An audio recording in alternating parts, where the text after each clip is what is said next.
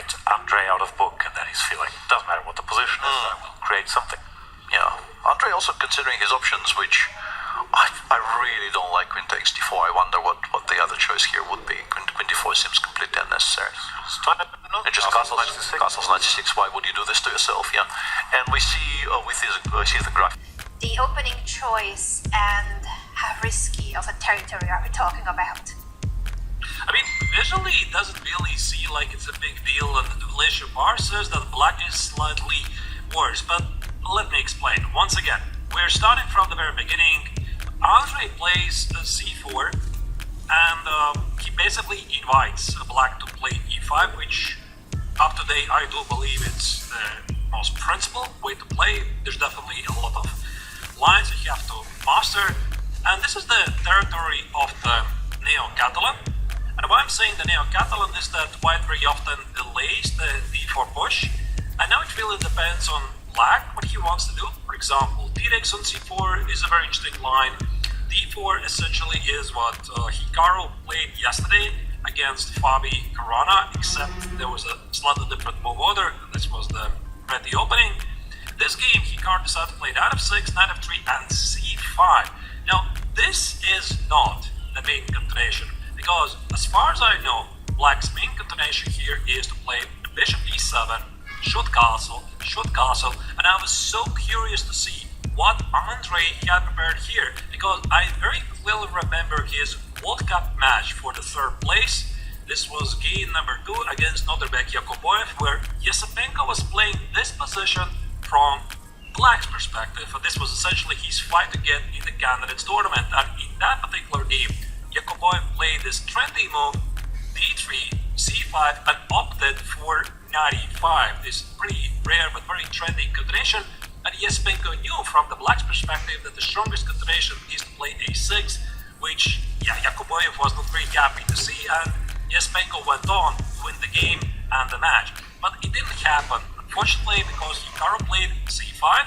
And why I'm saying that this is normally a suboptimal choice, because even if you get a symmetrical pawn structure here after d4, c takes, and is it knight takes on d4 or queen takes on d4, black typically is suffering because of this last Gukesh pawn c8. So the reason for the evaluation bar showing somewhat of an advantage for white is heavily due to that bishop that you're highlighting, Arthur. It's the difficulty of developing the light squared bishop for black, while wild, if you look at white's light squared bishop, that is a gigantic piece covering the entire long diagonal.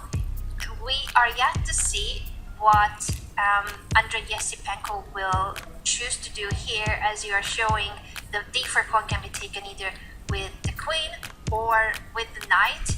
In the database, I see knight takes d4 for all the games, 60 games actually still in the database, including a game between Pia Kramling and a Kramling's mom against Anna Muzichuk. So it's going to be exciting to see for how long they are following the theoretical.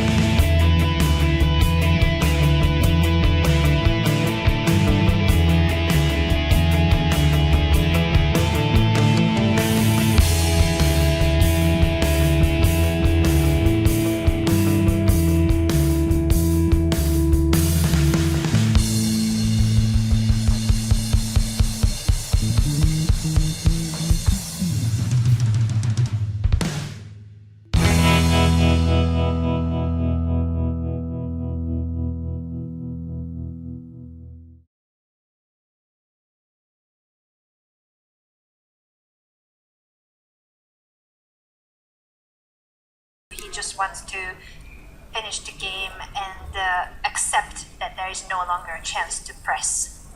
It's just king f6. I mean, do not blunder like I did. King f6, king e6, f3, king takes an h6, f2. Let me improve the line that I show you, this rook a6. Do not play king g7, do not be like me. Be like Esipenko, I play king g5. And even here, like, what visually kind of has some pressure because of this outside pass, but of course it's just a dead draw. Do not play king g7, play king g5. Maybe the game is heading to this direction because, yeah, that's the best I can think of. Is there some rook d7 here and a7 maybe? Try to cut off the king completely, but I just do not see what's going to be the follow-up. What do you do next? Yeah, it feels like after the decision that Hikaru took a few moments ago, king e8, which was really precise, there is no longer any trickery or danger on Black's side. We have now, I believe, a follow-up move by Esipenko. His king is approaching the pawns of Black with king to f6. This is one of the lines that you analyzed, Arthurs, that White is about to grab the g pawn or the f pawn. Let's go full. And he offered a draw. He offered a draw. They're faster. They're so fast. This has been such a stressful game, I feel like, for both players because of the time pressure and pressure on the board.